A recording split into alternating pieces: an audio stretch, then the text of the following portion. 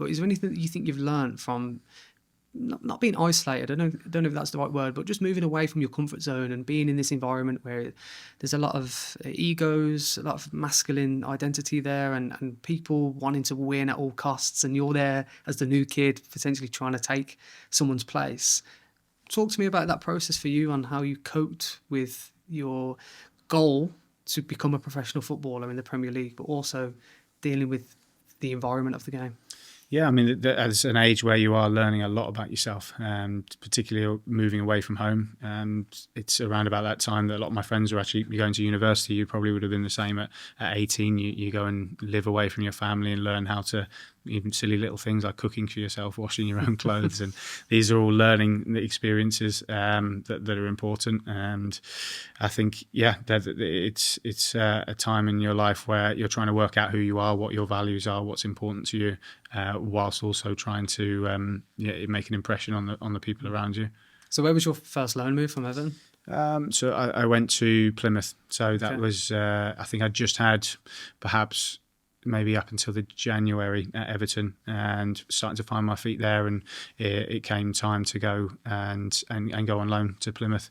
I think that it was part of the deal to take Dan Gosling the other way from Plymouth to Everton, was that they would allow me to go on loan there. And it was a former manager of mine that was Paul Sturrock, who was in charge at Plymouth, who I'd had at Swindon. So it felt like it was, it made sense to go and try and play first team football. Perhaps in hindsight, at 18, it might have been better to stay in the Everton environment just to try and continue my learning amongst those top players. But at the time, I was just really, really keen to continue playing first team football because I'd had that little taste of it at Swindon. And Plymouth, I think they were in the Championship at the time? They were in the Championship at the time. So, I really wanted to test myself out in the Championship. And like I say, I'd had a taste of first team football at such a young age, and I felt like I just wanted to continue that. How does one go from Plymouth then all the way to Scotland? How did that come about? Was there stop-offs in between? Or? Yeah, so Scotland was a really good opportunity. It felt like it was somewhere that you get to play in some really, really big environments, and again another learning experience to go and play at Ibrox, go and play at Celtic Park and in front of these full houses, these amazing atmospheres, and I had a full season there that time, so I was conscious that I wanted to go somewhere where I would play for a full season so I could get fully invested in that team and that club, whereas at times you can play a loan period and knowing that it's only going to be 3 months. So part of the plan was that it would be a full season, and I was really excited, and I had a really enjoyable year up there. Do you feel like that was when momentum started to occur based on the fact that you're in the team, you've got a full season behind you, and you're understanding the game a little bit more, and you're in a competitive league? Yeah, I think so. And I think at 20, coming on 21 years old, that was a time where I felt like I need to kick on again. So you've had a period at 16, 17 playing first team football where you're thought of as a promising youngster. And then I've gone and maybe plateaued for a couple of years, spent time at Everton, sort of learning my trade there. And I felt like at that age, okay, now I need to be seen as a senior player somewhere. I need to go and play, and that was a really important year for me to think of yourself as a starter in a senior team. It's interesting that you mentioned that phrase plateau. On the way up from Manchester, we were talking about Liam Delap and how he's gone into Chelsea and some of the challenges there. Do you try and relate to players from your own experiences within your new role around understanding the landscape of getting opportunity and trying to push your boundaries further and trying to prove yourself with a new team, etc., and having that momentum as you mentioned? Yeah, I think so, because it'd be great if everybody's career was just like that the whole time. Unfortunately, that's not the reality, and it shouldn't be really, because those are the little challenges, like you said, the little plateaus, the little bumps in the road that actually can maybe stand you in good stead for later on in life, because you've had those little challenges and learn how to deal with them, learn how to overcome them.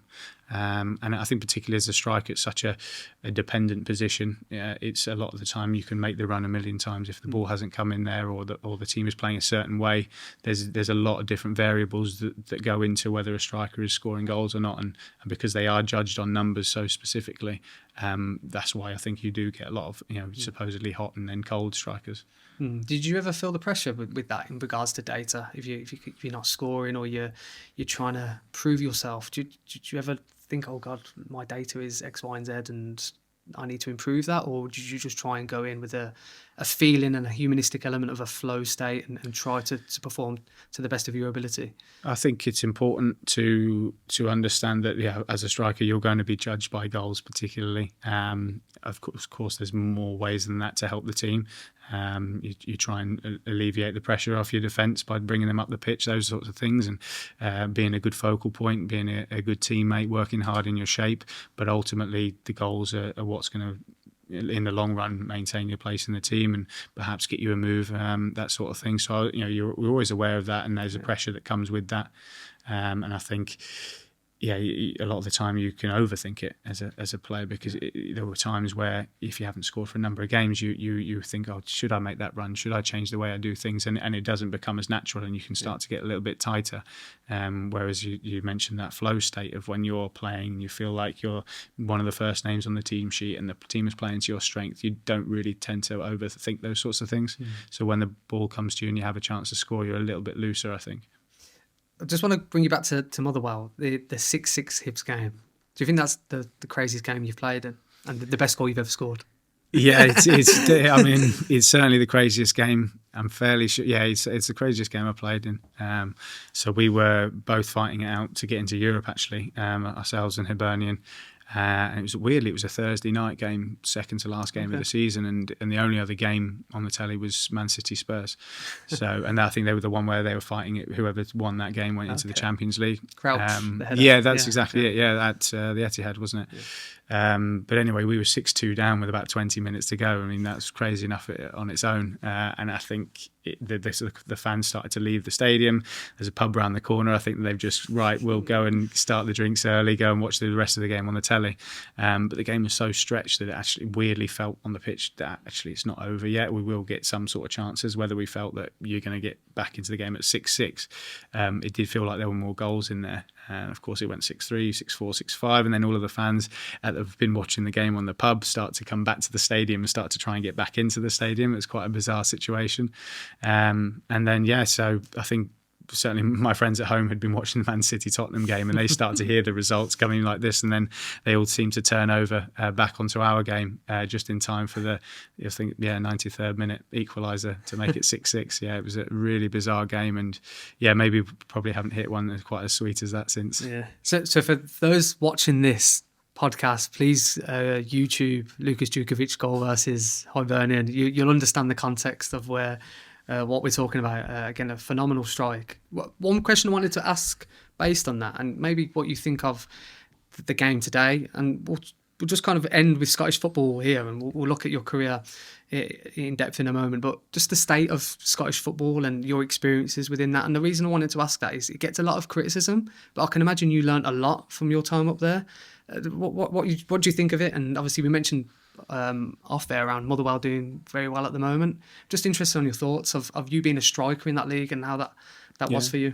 Yeah, I mean, it was amazing exposure, really, because of course you're going into the top league in that country as well. So that was something to get used to.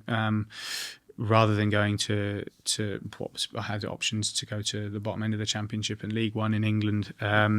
There was definitely a step up in terms of the media coverage in the SPL. Whilst I was up there, that was really noticeable straight away because it is the top league in that country. And I really enjoyed it. I felt like it was a really good learning experience for me that year, and I lived just outside of Glasgow.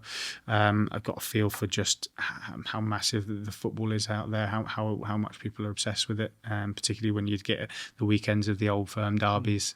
It was just like nothing else existed on those days. So it was interesting to be around the place for those sorts of games, and then to play against Rangers, to play against Celtic, for still a young man as well.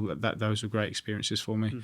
And I think this season has been really, really exciting for everyone to be involved, to watch it from afar, from our point of view, to see that it's not just Rangers and Celtic. There's other clubs involved, and just excited to see how it plays out, really. Yeah.